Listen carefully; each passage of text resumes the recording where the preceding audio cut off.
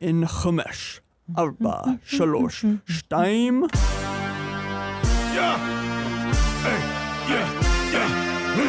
Where my mom's at. Where my mom's wearing thongs, hitting bongs at. Raising kids, cleaning shits, need a long nap. Where my mom's at. Where my mom's at podcast with Christina P. Hello, all my mommies listening. Where the fuck are my moms at? I don't know, cause moms don't listen to the show. It's mostly dudes in their 20s who come to my shows, but I don't mind. I still love them so much. Let's start today with a little inspiration from my favorite TikTok, probably top of all time. Go ahead, Josh Solo. Imagine being allergic to peanuts. Bitch, if you don't grow the fuck up. Thank you. You know, whenever I'm feeling down, whenever I feel gray, I just play that TikTok and it just brightens me right up. And it's so funny because that's considered a mean talk by social media standards. That would probably get flagged. Community guidelines is bullying. Isn't that funny? Bitch, if you don't grow the fuck up, I mean, the timing on that was fucking stupendous. Okay, what day is it? Today is September 5th.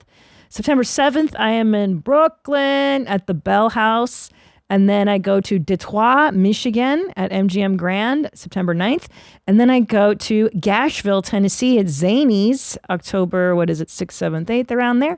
And then back to Jew Dork Titties at Caroline's, November 4th and 5th. And I'm stoked. I've never actually done Caroline's, and I'm just so happy. I'm so happy to go there.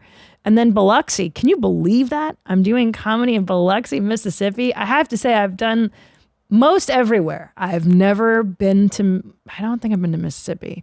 So that's going to be fun, November 18th. And then I had to move Chicago to April 29th. So there you go at the Park West Theater, ChristinaPOnline.com. I will be announcing a big tour for next year.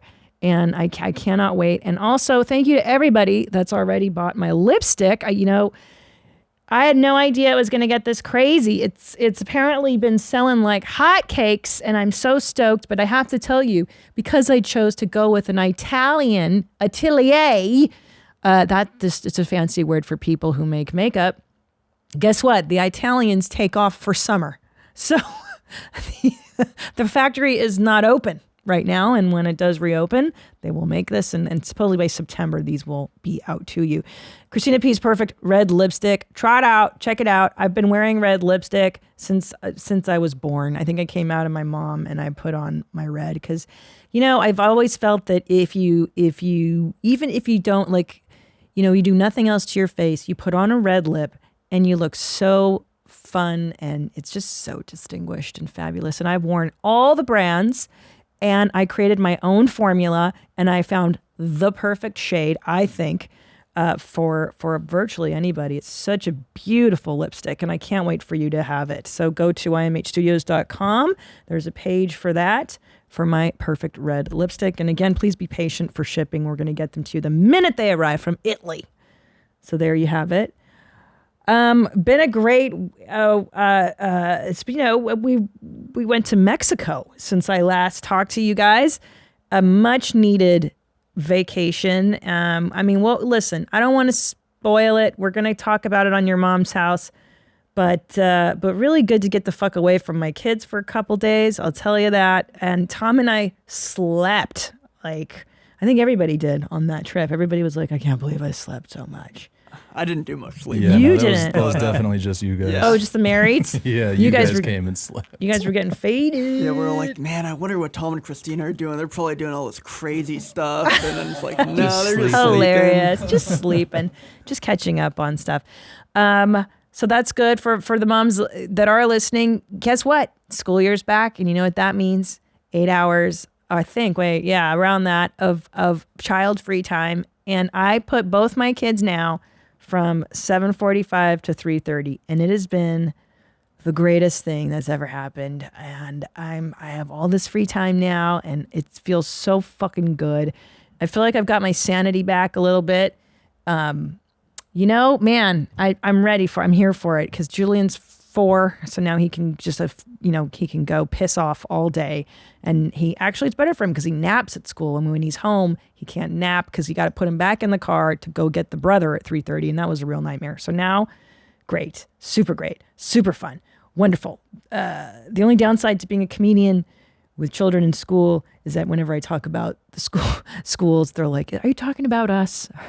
Are you okay?" And I'm like, it's not you. Trust me. This is like a past school. These are other schools that suck that we've been to, not you. And it really isn't. I love Texas. You guys are great. Okay, so I'm gonna be honest with you. So for the last few years, I've really been in baby land and really just surviving. And I did the Ed Milet show. I don't know if you've heard of Ed Milet. I had not. I can't believe I hadn't, because I read all of his homeboys. I'm down with Tony Robbins. I'm down with Wayne Dyer. I'm down with like the cause, with this movement of people that help other people thrive. And I did his show, and the response has just been so, look at how fit he is. It's ridiculous. He's the sweetest man on the planet. He's a good family man. He's been with his wife for 1,000,000 years.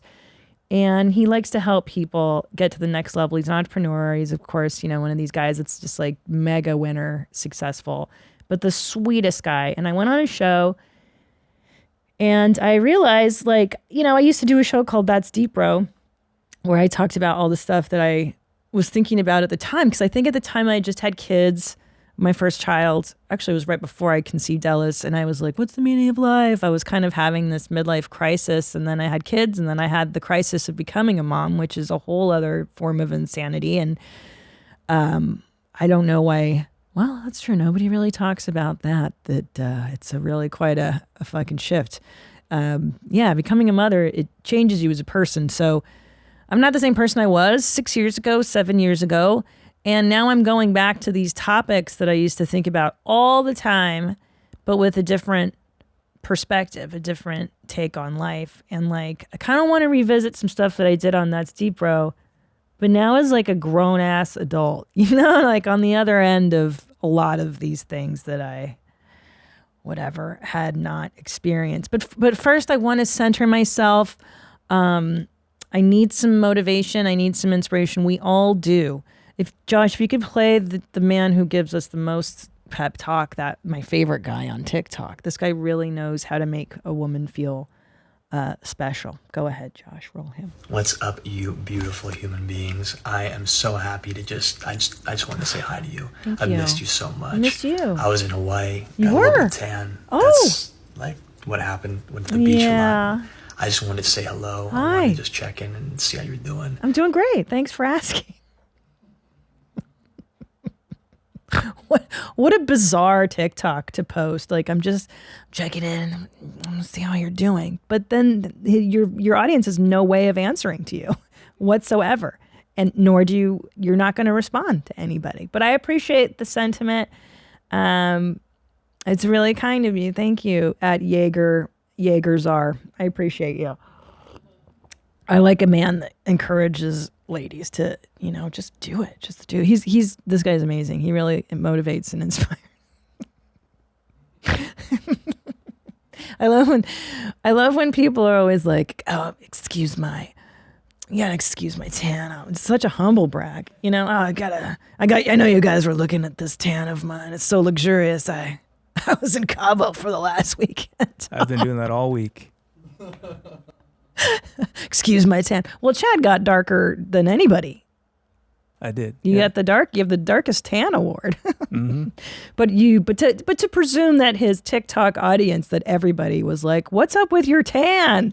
You should tell us about the tan." Like nobody gives a fuck about his tan. I assure you, nobody was worried or concerned or even questioning how he got his tan. Nobody cares. Okay. That being said, I'm a huge fan of the talk. And then I still like motivational stuff. I went on the Ed Milet show. I just mentioned that. And I started to talk about things that I've really cared about for years. And then I had babies and then I kind of stopped caring and now I care about it again. So I want to talk about these things again. I'd like to set this up with this wonderful clip I stumbled across. And I don't even know who is this guy, Josh Zolo, that I sent you.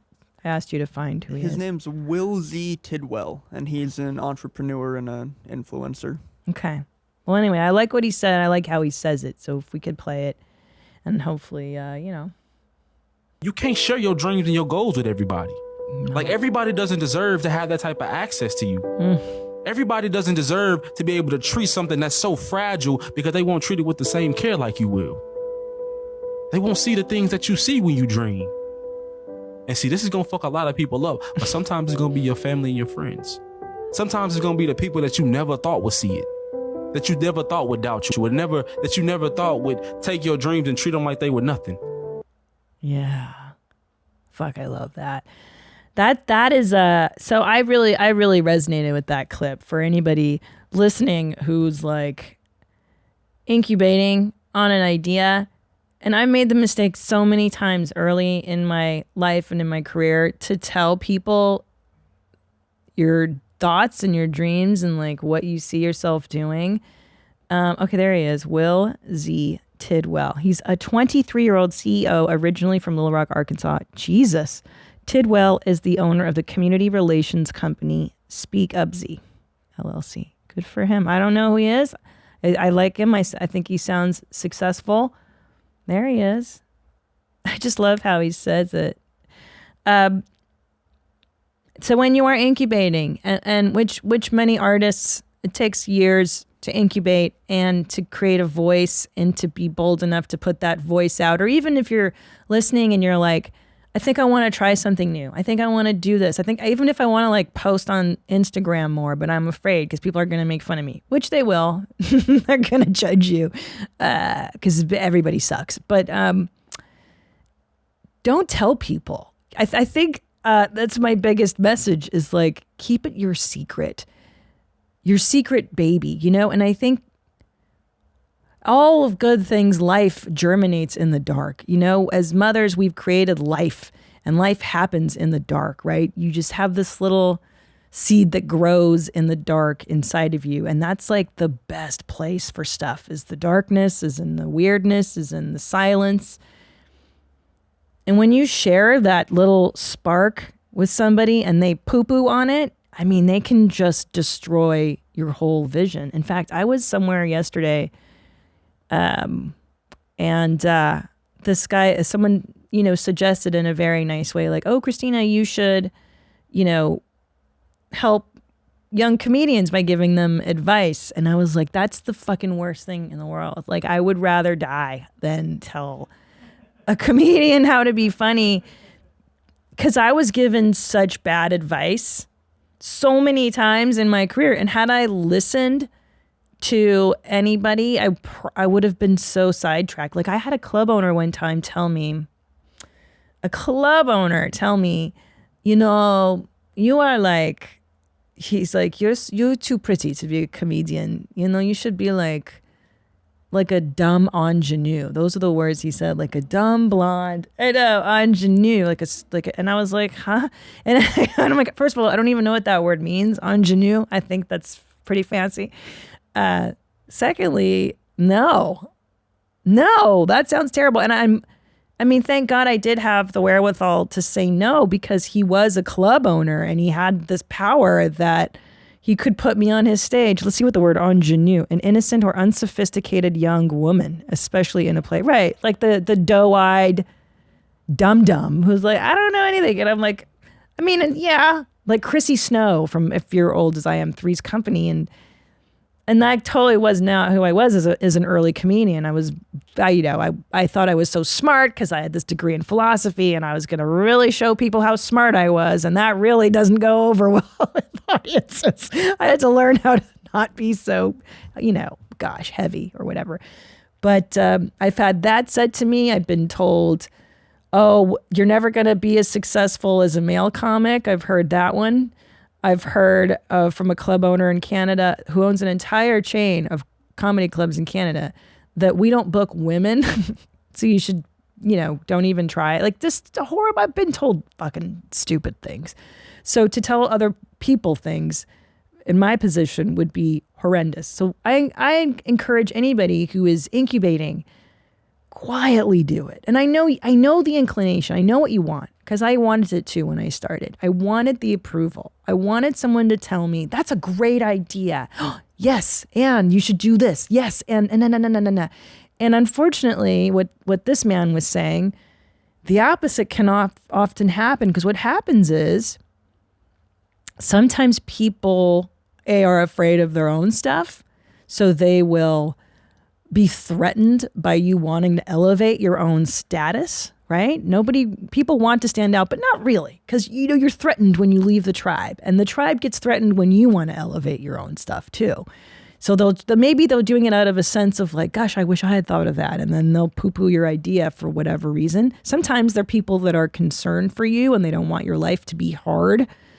But, I had that false concern too. When I told my mother I was going to be a comedian, I was in law school at the time. So like I'd done what I was supposed to do. I'd gotten into law school, which alone was a Herculean effort. I'd taken the LSAT. I'd done it all. I spent a year getting into fucking law school. And then 2 weeks in, I'm sitting in a criminal law class.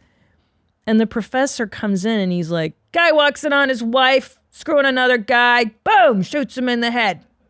Blood everywhere. How are you going to make her whole? And I was like, what? Somehow the summer is already ending, and that means busy season, back to school, and regular life chaos is coming our way. One way to make your life easier, Little Spoon. Little Spoon is a one-stop shop for healthy, easy mealtime and snack time for your baby, toddler, and big kid delivered right to your door. All of their recipes taste absolutely delicious, are nutritionally balanced and free of junk, helping to set your little one up for a lifetime of health. Seriously, I've tried everything and it legit tastes great. The toddler and kids food has kids classics like mac and cheese, but here's the best part. They hide butternut squash and carrots and all kinds of good things in there, so they don't even know it. And more adventurous meals like chicken pot stickers, stuff you would never make at home, but your kid will love, and it's just packed with nutrients. And the best part is the price is right. With kids' meals under $6 and baby food and smoothie snacks under $3, it makes trying Little Spoon easy. Make this year's chaos a little more manageable with time-saving, delicious, healthy meals and snacks you can feel good about. Enter code WMMA at checkout to get 50% off your first Little Spoon order. That's 50% off your first Little Spoon order with the code WMMA at checkout.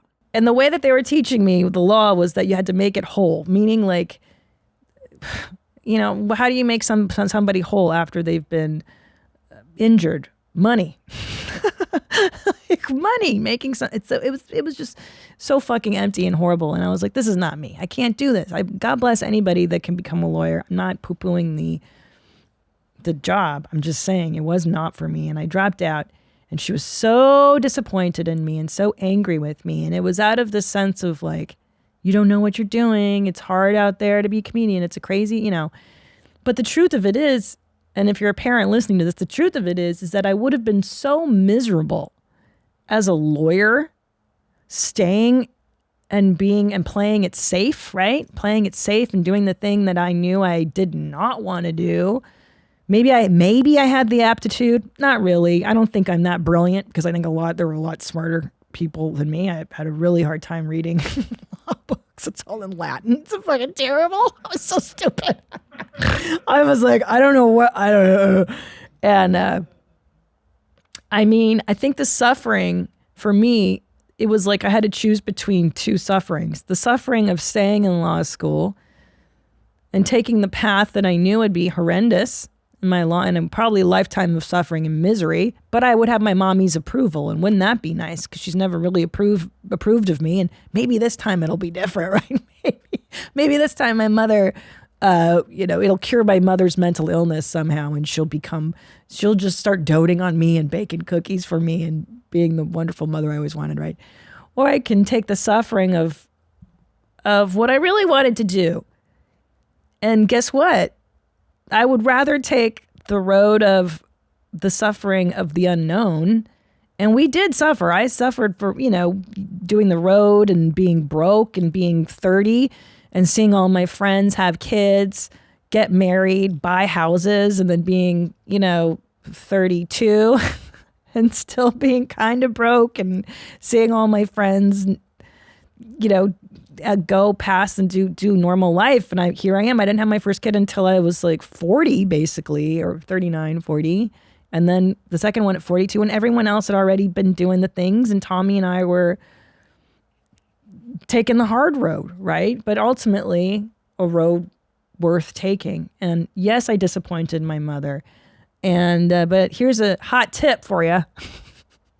Hot tip, hot secret.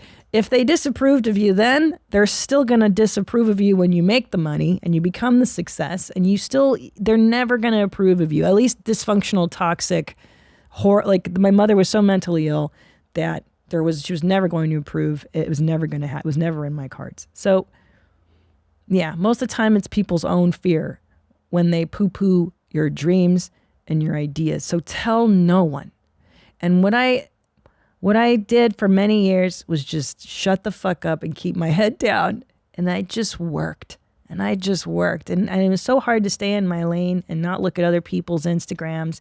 Oh my God, I can't believe so-and-so got the Tonight Show. Or, oh my God, I'm so jealous that girl got that TV show or thing. And then, you compare yourself to somebody else and you're like, it's so hard just to put on these blinders and just stay in your lane, man, and just work and work and work and work and work. And then one day,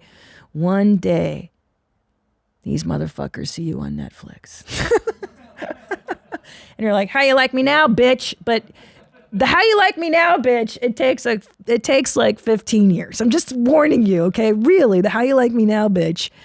I was a loser when I was in high school, just for you guys to know, like, I think too, what I learned talking to Ed, and you'll hear me if you listen to that episode, is that like, you don't have to be born a winner to end up winning. Like, in fact, the biggest winners or people that I looked up to and loved started off as fucking losers, man. And like, I was such a loser for so many years. Like, and when I say loser, I mean a loser. Like, what I mean by that is I let life take me, right? You get out of college, if you go to college, which I don't even know if you should anymore, quite honestly, and you're like, okay, what do I get? I don't know.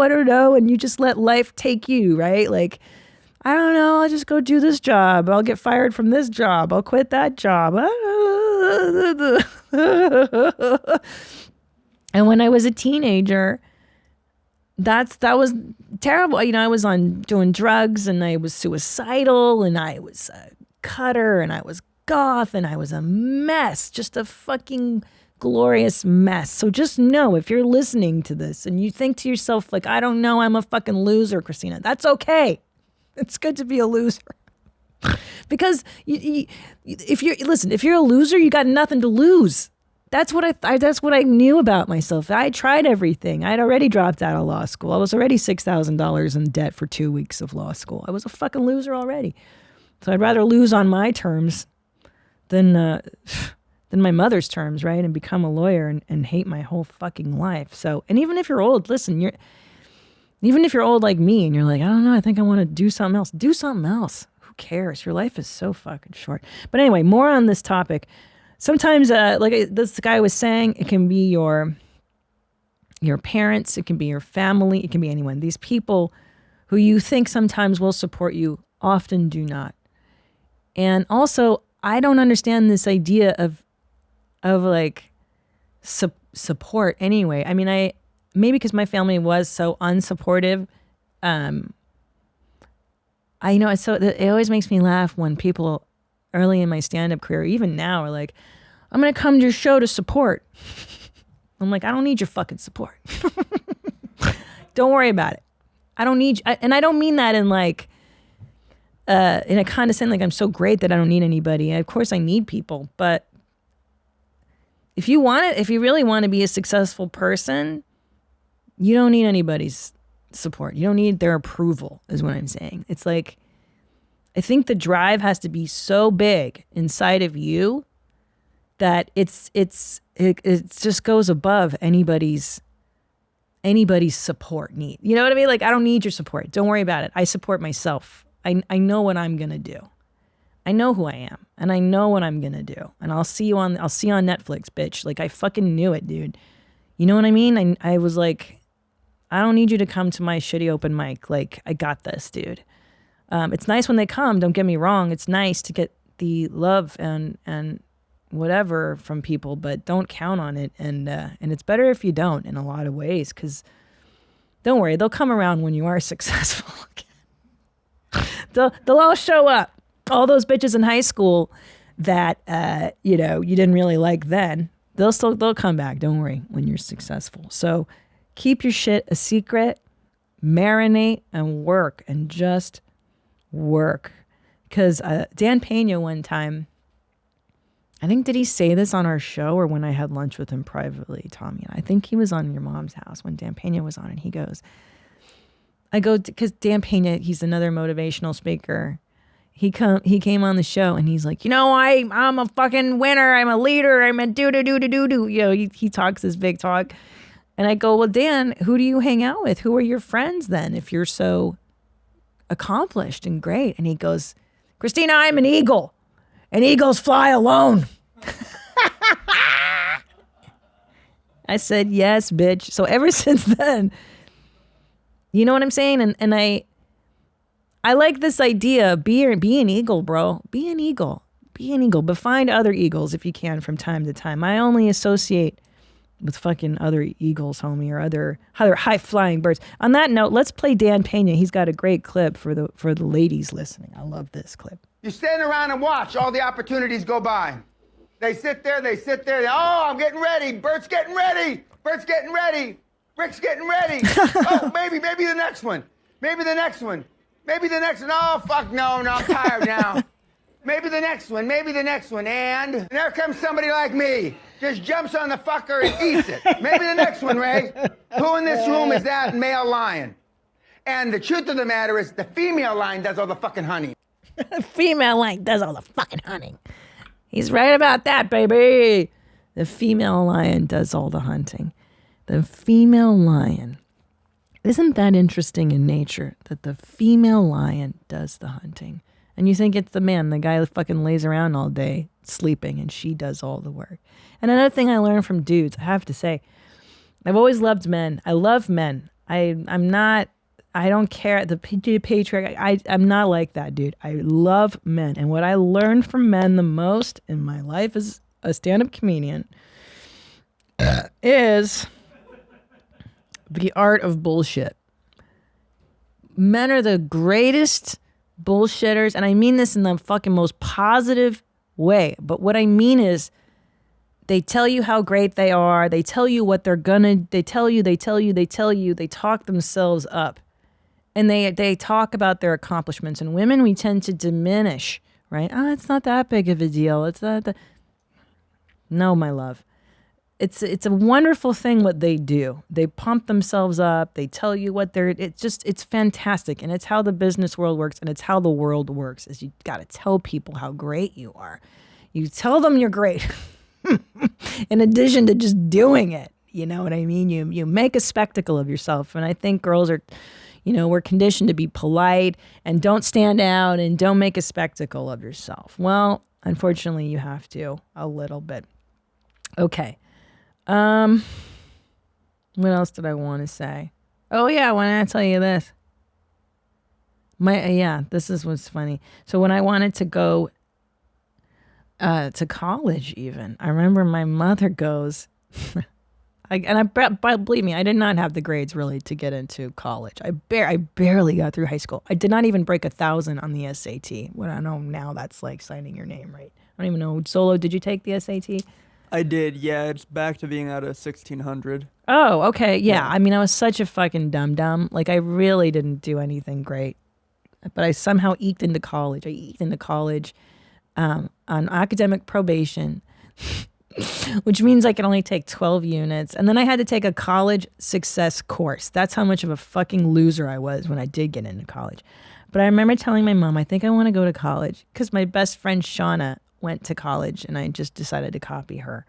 And she goes, I don't know, you shouldn't go to college. Maybe go to beauty school. Learn how to go to beauty school. I was like, beauty school? beauty school, like a fucking Russian immigrant, like beauty school. That was wild, dude. So, you know what I mean? Like, even your fucking family can be the biggest haters. Yeah. Oh, yeah. My dad hated loud women. That's another one I used to. Oh, yeah. When I told my dad I wanted to be a comedian, he was so upset with me. He's like, ugh. He goes, ugh, like that pig Roseanne Barr. So loud and disgusting and fat. And so gross. And it's so funny because to my dad, the greatest crime for a woman is to be unfuckable. Like, God forbid he doesn't want to have sex with you. This is the biggest crime, to be old or unfuckable. What a guy. Cool dad. Yeah, so I had my own dad saying that, why would you want to be a disgusting, unfuckable, gross, loud, obnoxious woman? So that took a minute too to get over the stigma of like what your family culture is like. Maybe you come from a background where women don't do things that you want to be doing or whatever the hell it is. And it takes a lot to go against your cultural and familial norms, you know? And that's why I make fun of too, like all the stuff that's out there now, like I'm non-binary it's like, dude, shut the fuck up. First of all, it's not that you have a right to be whatever you want to be. But I'm just saying, like, all the stuff changes every fucking week, every generation, every decade. A woman is this, a woman is that, a man is that. I don't care. I don't fucking care. I don't care. I'm like Pippi Longstocking. I live above the law. My dad is a pirate. I have my own box of gold and I make my own rules and I put glue on my shoes and I walk on the fucking ceiling because I see the Matrix and it's all bullshit. Boo-boo, don't even pay attention to all this horse shit. Don't even fucking watch what society is doing because they don't know what's right. They don't know what they're talking about. And I didn't have a ton of heroes or whatever they say now, representation growing up. Oh, I didn't see myself. I don't care. You shouldn't fucking care. Who cares? Just listen to what's inside of you. Ugh. Anyway. Oh, I have to tell you the first time I did. Oh, yeah. So this is what I learned. And this is all, I'll start talking about this stuff and we'll go into other shit from where my mom's at today. But this is the greatest. So the first time I did stand-up comedy, the very first time, I did it at the Belly Room at the Comedy Store, which is the little tiny room upstairs.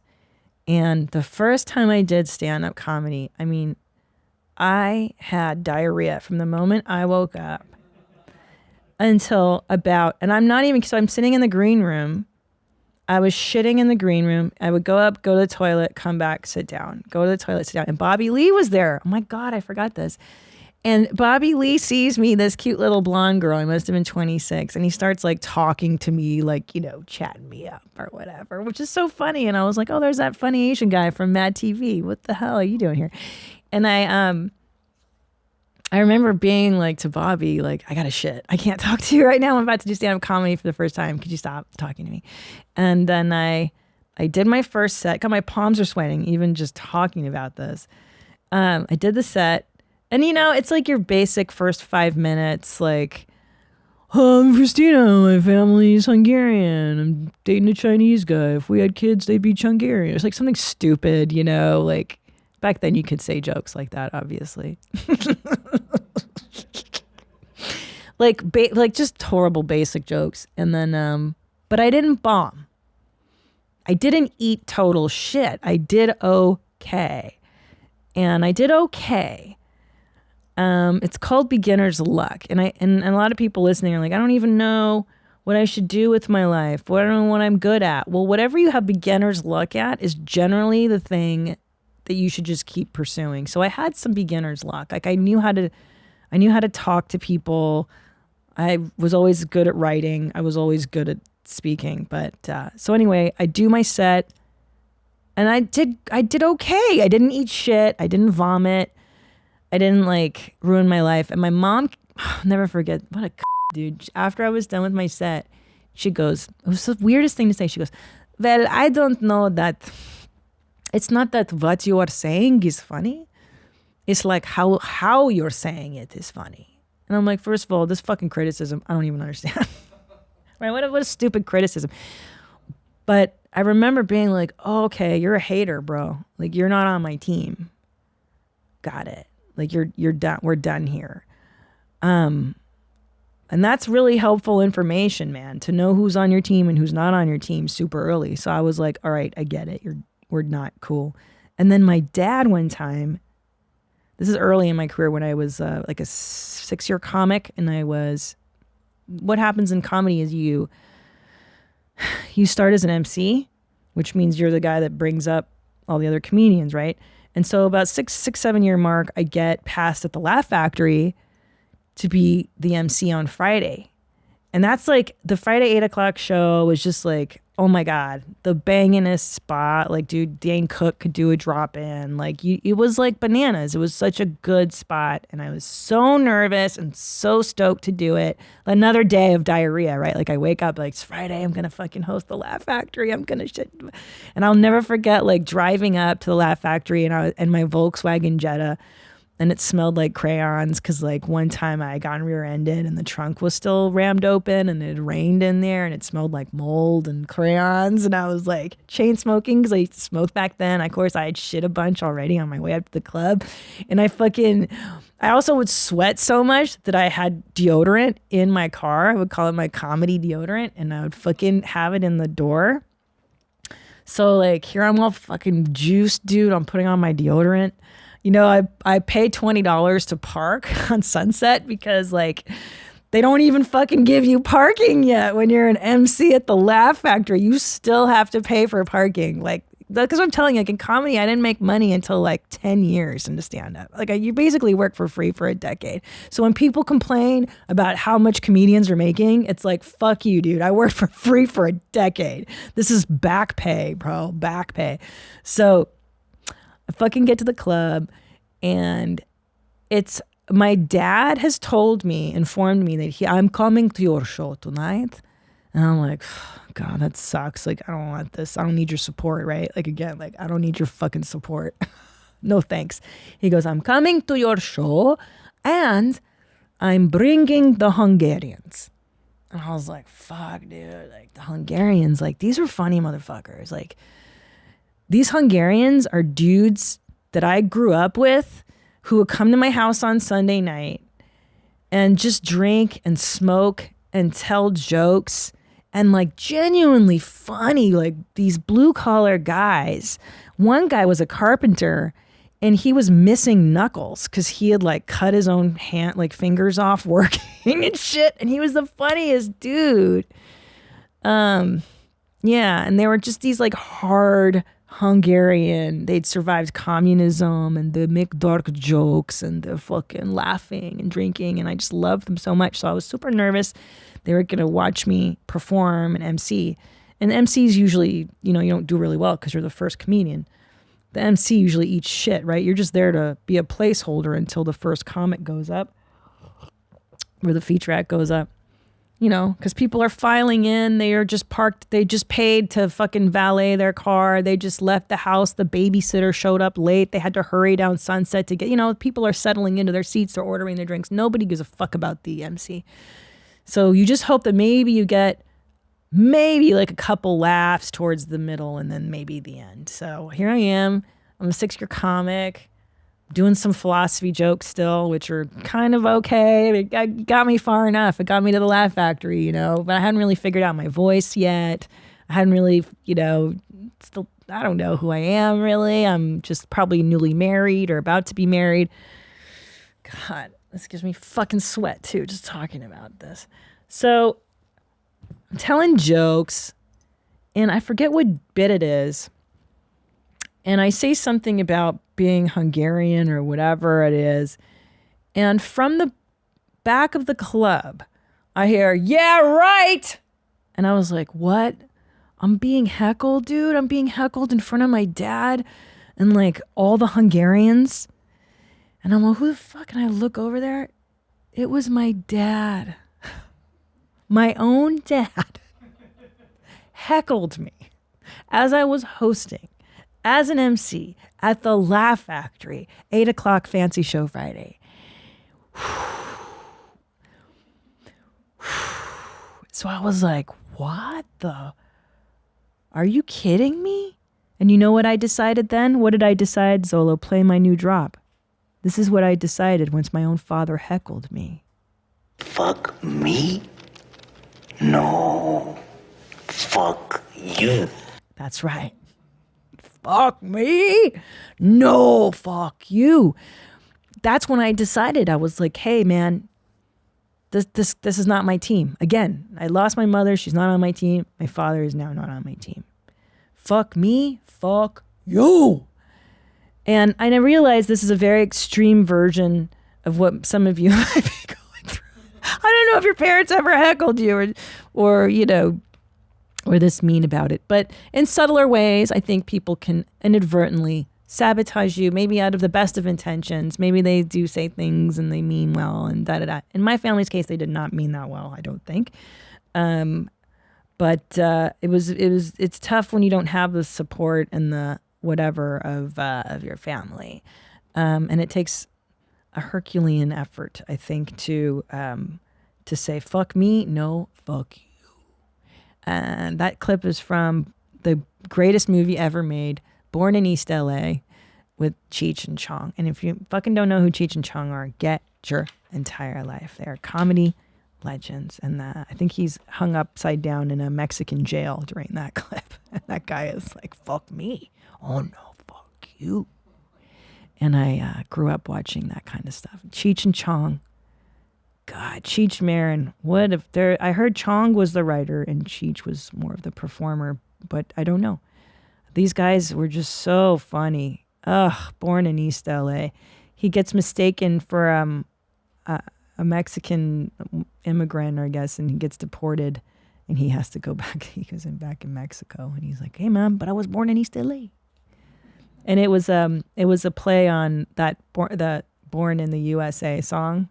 You know, Springsteen, Born in East LA. It was a huge hit in the 80s. These guys couldn't be more famous and more fantastic. And I bet you they have a really messed up story to go along with it. Because most successful people have the messiest of stories. And you know, I know, do your research. Like, go find, and I was going to tell you too, look for people who inspire you and obsess about them. That's how I got out of this fuck me, fuck you. The lack of support in my family I found in other people. I love so many great comedians helped me up. Phyllis Stiller was my hero, and I read the book called The Magic of Believing because she loved that book. In her autobiography, she wrote about this book called The Magic of Believing by Claude M. Bristol. And it's one of those old-timey books. It's written all old-timey. Forgive the language, but it's really short and it's a fantastic. The ideas are so important and so wonderful, and I highly recommend reading that. And I wrote her a letter and I sent her a DVD of my act at the time. And I was about a 7 or 8 year comic now. And I said, Miss Diller, I would love if you watch my set and give me notes. Now, I would never give somebody notes, but I think it's her I wanted because I thought, you know what? I really like what she's done. And if I respect, you should always ask people's opinion,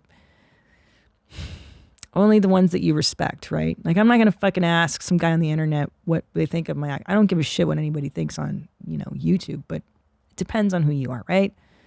Phyllis Stiller, I wanted her advice. Anyway, I sent a tape in, and then 3 days later, I get a phone call. Again, my palms are sweating just even thinking about this. I get a fucking voicemail, and I had saved it for like a decade, and I lost it. And the voicemail goes, "Hello, Christina. This is Phyllis Stiller with her great voice. Please give me a call back. And she gave me her phone number. I mean, I don't know if you know who she is, but arguably the biggest comedian star ever. She was the only female comedian that I grew up watching, besides Roseanne when I was like 12. You know, I grew up around that family, but before was Phyllis Stiller. And she's the OG. Her and Mums Mabley are credited as being the first female comedians. But Phyllis Stiller really was the first one in 5 years. By the way, Phyllis Stiller started her comedy career at 35 years old. She had 5 children and a deadbeat husband. But she was funny and she worked as a copy editor. Copy editor? Yes, she was writing copy. And her husband said, "You're funny. You should go try to be an act in a nightclub." And so she did. And she started the Purple Onion in San Francisco. Do you see how I know her story? Because I obsess about the people that have done the thing I want to do. Find the person you want to become and fucking read about them and obsess. So anyway, from the time she starts, it took 5 years for her to get to Carnegie Hall. 5 years, which is unimaginable by today's standards. Unheard of, really. But back then there was like, you know, you could do one TV show and that would make you a star, like to do the Tonight Show or, you know, whatever. And Bob Hope fell in love with her and put her in movies and such. And she became a huge star. So she calls me, "Hello, this is Phyllis Stiller." And I just about shit my pants. And it took about an hour for me to work up the courage to call back the Phyllis Stiller. And she gave me notes on my act that I won't share because they're mine and they're not yours. But they're very private. But they changed my act tremendously and changed the way I approached comedy. Because I was like, she's right about some of this stuff. She's right about all this stuff because she fucking invented the female comic. Because female comedians, it is a different animal than a male comic. It's just a different animal. You can cry about it. You can, you know, complain about it. I can tell you that the patriarchy is evil. I'm not going to do any of that shit because I don't care. Because I don't have another lifetime to get bitter about stuff. I'm just going to work with what I got. So she taught me how to be a female comic. And yeah, it was really cool. She really changed my whole shit. So I study her. I'm going to give you a few other people, and I know you fools are going to email me and be like, "What's the name of the people you said?" So I advise you right now, if you want to have a list of the books that I've loved and people I've read and I've obsessed over, go grab your pen now, pause this podcast, and write this shit down. Don't email me because I ain't going to email you this list of books. Number 1, I just told you The Magic of Believing by Claude M. Bristol. This is an amazing book that's going to change your brain. You have to change, if you're thinking one way, if you grew up in a poverty-thinking household, which I definitely did. I was raised to believe that rich people were horrible people and the meek shall inherit the earth and, you know, oh, bullshit. The meek don't get anything. It's the rich people. Bill Gates got everything. Jeff Bezos inherits everything, not the poor people. And rich people can do a lot of good. So anyway, Magic of Believing. I love that. I loved Wayne Dyer. That guy got me right thinking because he was a psychotherapist, a therapist. He grew up in an orphanage. I mean, this guy had a hard knocks life, let me tell you. And he turned his stuff around miraculously. He's unfortunately dead, but he left a huge amount of work that I just loved Wayne Dyer. I thought he was very practical. Yeah, I think later in his life he got a little woo-woo. And then my favorite, the totally nutty bonkers Louise Hay.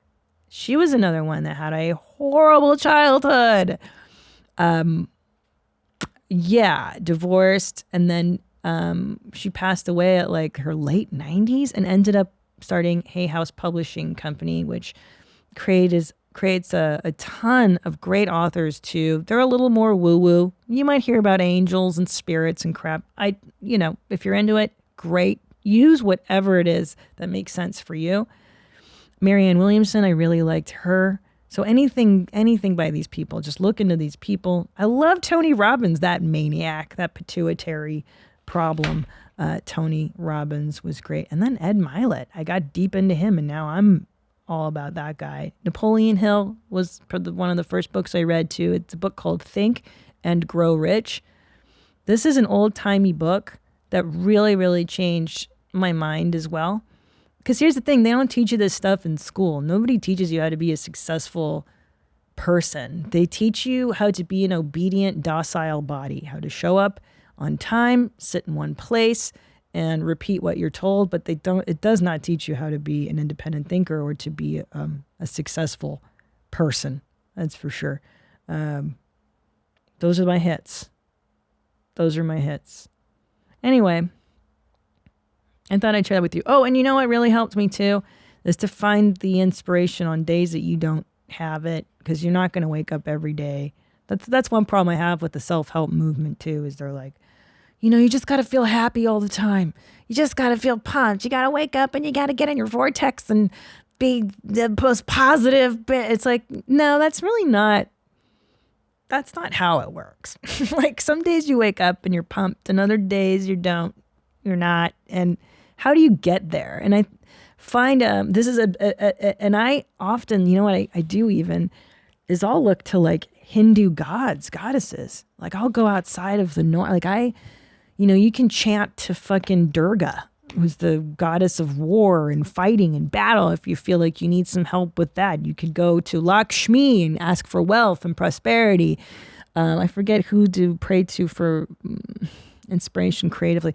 There's a million people you can chant to if you don't like Jesus and you don't like this and that. Just do whatever the fuck you need to get out of your head and get up into a higher consciousness, right? The low frequencies, and stop hanging out with low frequency dwellers. There you go. That's it. That's all I got, I think. That's all I got. Meditation, yeah, all that stuff helped me really early too. When I was really broke and really anxious and really unsure if I was going to make it, I would just turn my brain off and just like chant. There's a great scene I always think of in the Tina Turner movie, the fucking old ass movie about Ike and Tina Turner. What's love got to do with it? Man, if you didn't think that a husband beating a wife could be funny, there's a movie called What's Love Got to Do with It? And Ike Turner, who is it that plays Ike? I think it's the guy from The Matrix. Who plays her husband? Yeah, Lawrence Fishburne. Man, he is because he's so abusive that it's like, whoa, Ike probably really did say this shit to Tina. But I mean, one time he's so ripped on coke and he's like, say it again, Tina. And she's like, ah, and he's like, say it again. You gotta sing the shit. No, he goes, you got to sing the motherfucking shit the way the motherfucking shit was supposed to be sang, Tina. Sing the motherfucking shit the way the motherfucking shit was supposed to be sang. I mean, I've thought of that line for 30 fucking years. It's so good. Ike. I wonder if he threw some zingers like that in on her when he was beating her in real life. I wonder if at some point she thought it was funny. She's like, I love your sense of humor, Ike. That's why I stay around. You keep me coming back for more, Ike. Shit, I would get beaten by Ike Turner just to hear those lines that he said in that movie. God. What a fuckwad. Yeah. He looked kind of mean. Will you Google pictures of Ike Turner? Because I actually don't even know what the real Ike Turner looks like. I know what Lawrence Fishburne looks like. And I always picture Ike Turner to look like Lawrence Fishburne. Oh, yeah, so he had the stupid haircut that he had in the movie, the bowl cut. Because Ike had a bowl cut. There he is. Mm-hmm. Yeah, so funny. And then, so anyway, there's this great scene where Tina finally, is getting the wherewithal to leave Ike. And she starts chanting. She starts her Buddhist practice, and that's what helps her out of the relationship. There he is. There's Ike giving you the finger. Cool, dude. That is such a bold look to give the finger in a headshot. It really is such a choice. I mean, that just lives forever. I really... Fuck me? No. Fuck you. Yeah, dog. Fuck me? Fuck you. Yeah, look at him. Look at that sassy guy. He had to sing this motherfucking shit when the motherfucking shit was supposed to be sang, Tina. So she chants. She goes, Nam yo ho renge yo, nam yo ho renge. And it's almost comical, too, when she starts chanting. You're like, this chick's really serious about her fucking chanting practice. Nam yo ho renge yo. Very dramatic movies back then. Very dramatic movies. Should we do some follow-ups? Let's do some official business. Sure. What do we go? Oh, do we have? Voicemail? Yeah, let's do voice mommies. Sure. Hey, Christina. This is Mac here in Michigan, and I'm listening to episode 155. Follow up on another delivery driver thing. I've been doing it for 7 years, and there's a lot of ways to do it. Like there's, of course, the Amazon guys. Well, I deliver food. Not for Postmates, for a certain sandwich company. And the shit I have to deal with is crazy because people don't know how to fucking order. I have to go to their house. I actually have to deal with them at their house where they're way more comfortable to be an asshole. Yeah, fuck it's that. Crazy people ask me how big an 8-inch sandwich is. Well, guess what? It's 8 fucking inches. Anyway, keep it high and tight. I'm coming up in May. Love you, Mommy. Could you imagine? Could you imagine the audacity of being mad at the guy who drove you a sandwich? Unbelievable. Unbelievable. I mean, I guess we're going to tell people we took a private jet. We did. Sure did. We did to Cabo San Lucas. And this sweet, you remember her? Such an unfortunate Our soul. flight attendant. Yeah. She was struggling. She was such a mess. Like, but in a way that was just showing you, like, a few Ike Turners had been on her plane. To the point where she was like so shell-shocked by rich people. She was really like, oh, I'm so sorry. I'm not used to doing it this way. I don't normally. We were like, it's okay. We couldn't reassure her enough. We're like, we're on a private jet right now. Nothing matters. Like, this is amazing. We are doing something that like the 1% of the 1% do. This is huge. What miserable of a human is angry at a sky waitress in a fucking private jet, right? Like, could you even imagine? But somebody must have been. She was starting to piss me off. She was real nervous. She was so nervous. She was so nervous that she ended up annoying us. Yeah. She did. Towards the end, we she were was like, apologizing for everything. We didn't care about any of that. The only annoying part was her. I know. I got to put this dish here. I got to move this over here. If we do that, we don't just do it. She got every drink order wrong. She came out and gave us like 28 different options for stuff that we had no idea. We didn't care. She's like, we have tacos. We could put them on a tray, or I can bring out the enchiladas in a platter. And if you want, I could actually put it in a. It's like, holy, we don't know what you're saying. I don't even know what she's saying. I'm like, I just put it in my mouth. I don't care. Yeah, she's like, how about just drinks? Or just put it in my hand. Like, put the enchilada in my hand. Nobody. We were just so happy to be there, you know? She could have thrown the tacos in my face. It would have been fine. It would have been great. I don't care. I know, but we didn't correct her. None of us were like, you gave me the wrong fucking drink, bitch. I was just, I don't care. Just whatever. It's okay. No, the worst we did was dismiss. We were just like, it doesn't matter. Doesn't matter. Like, whatever, you know? It's She's like, all good. So, okay, I'll bring out both. Like, okay. Okay. Whatever makes you feel better. It's like you understand why Ike beat Tina. When you see that stuff, you're like, I get why women get beaten. I get it. It's annoying. You just got to slap some sense into her, like Sean Connery, right? When he was like, a woman gets hysterical. You gotta, wait, what does he say? Look up the Sean Connery clip. A woman gets hysterical. You've got to beat her sometimes to get her in shape. I get it. Now I get it. I didn't think I got it before, but then after that flight attendant, I do kind of get it. Like, I feel like she could have used a little Sean Connery. Let's hear what he has to say. It's not the worst thing to slap a woman now and then. As I remember, you said you don't do it with a clenched fist. It's better to do it with an open hand. Yeah. Remember that? Yeah. Yeah. And I didn't love that. I haven't changed my opinion. You haven't? No, not at all. You think it's good to slap a woman?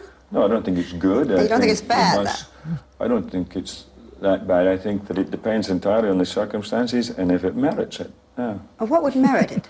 Well, if you have tried everything else, yeah, and women are pretty good at this, yeah, they can't leave it alone. Yeah. They don't want to have the last word, and you give them the last word, but they're not happy with the last word. They want to say it again. Yeah, it's so true. And get into a really provocative situation. Then I think it's absolutely right. What would...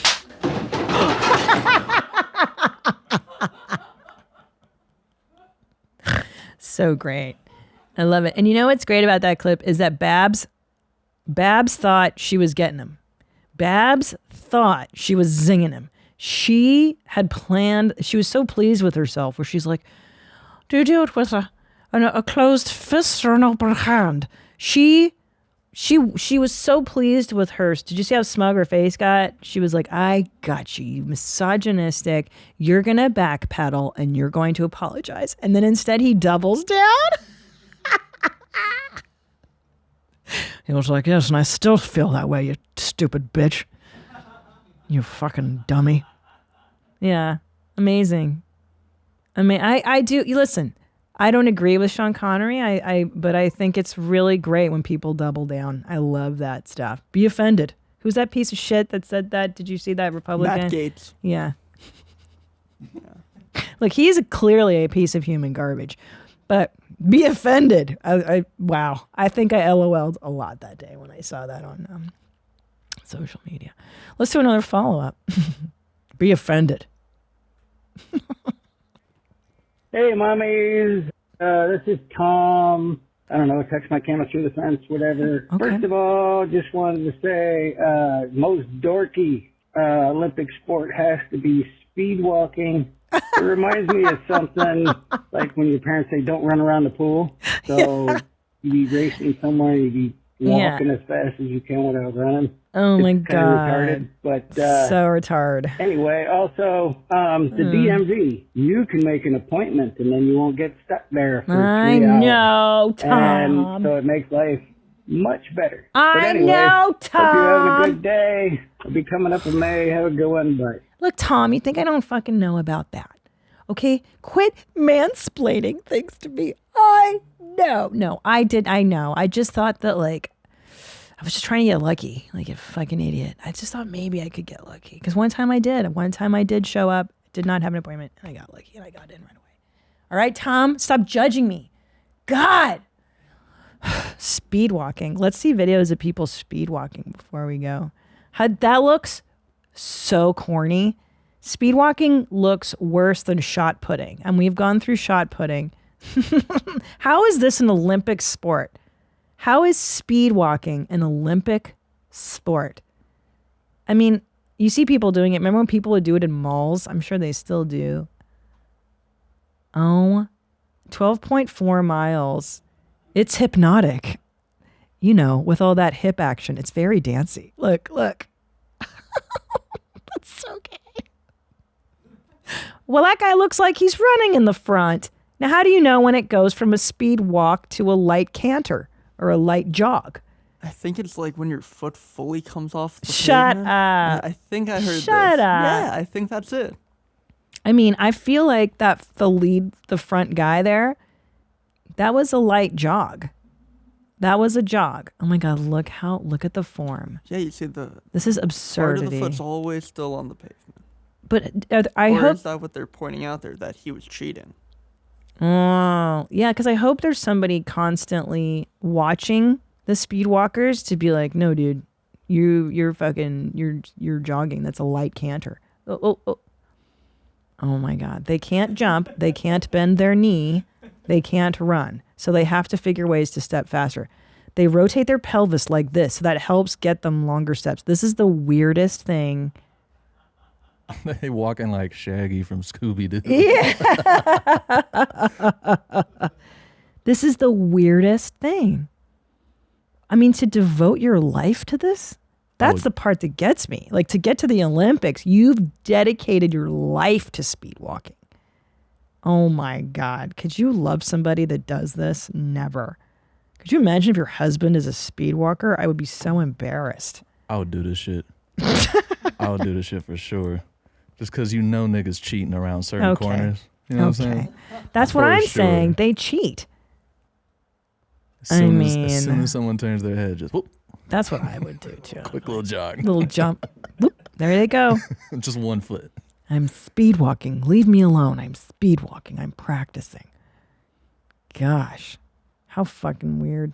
Life is so weird. What people get interested in is so bizarre. Look at they like horses. Go. I want to see them jump over stuff like horses. You know, I've been seeing a lot of videos of people training themselves to run on all fours. Like it's coming as a thing.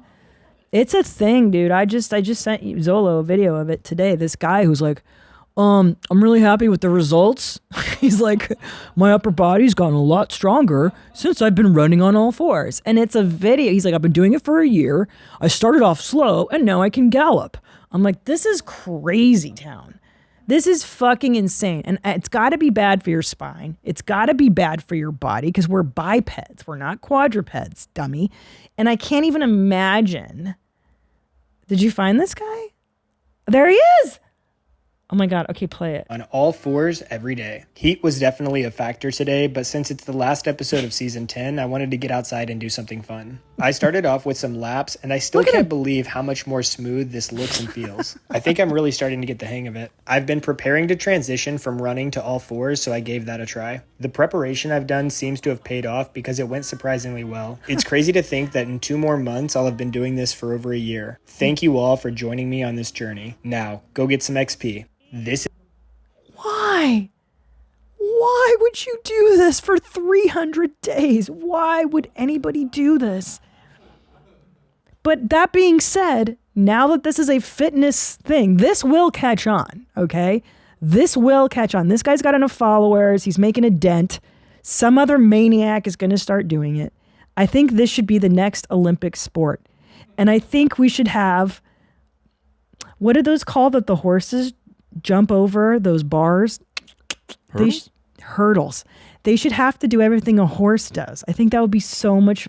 Now that's an Olympic sport I could get behind, is people running on all fours. Oh my God. That's so cool. That's so much cooler than speed walking. I mean, at some point people laughed at speed walking as an Olympic sport. They're like, speed walking? You mean like moms who walk in the mall? And he's like, no, speed walking. I can do this really well at an Olympic level. And then in the beginning, they're going to be like, Christina, what? Guys running on all fours as an Olympic sport? Haha, LOL, crazy. And then watch.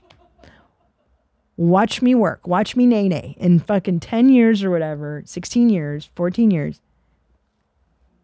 You're welcome. All right, I'm going to go now. I love you. Subscribe to the show so that you get notified every time an episode drops. Let me know what you want to hear me talk about. You know, I'm poly, I'm bi, I'm changing, I'm shifting. Now that I've got all this free time when I've got 2 kids in school, it's really lightened up my brain. So send me an email, where my mom's at gmail.com, 213-375-5184. Leave me a voicemail. What would you like to hear Mommy Jeans talk about? Did you like today's episode? If so, where else should we go with it? Blah, blibbity boops, boppity boops. Come see me do stand up. Buy my lipstick. And that's it. I love you. I love you. That's what Louise Hay says at the end of her meditation. Yeah. Until next time, stay cool, moms. Bye. Hi, Mommy. Thank you for watching that episode. Did you like what you see? I hope you did. So why don't you subscribe? Just click the subscribe button and, hit the notification bell so you can get notified. And also, why don't you watch another video? Watch one of these. You know what I'm saying? Like right here, down there, whatever. There's so much stuff, bro. I make these all the time for you to watch. That's why I'm here. I love you.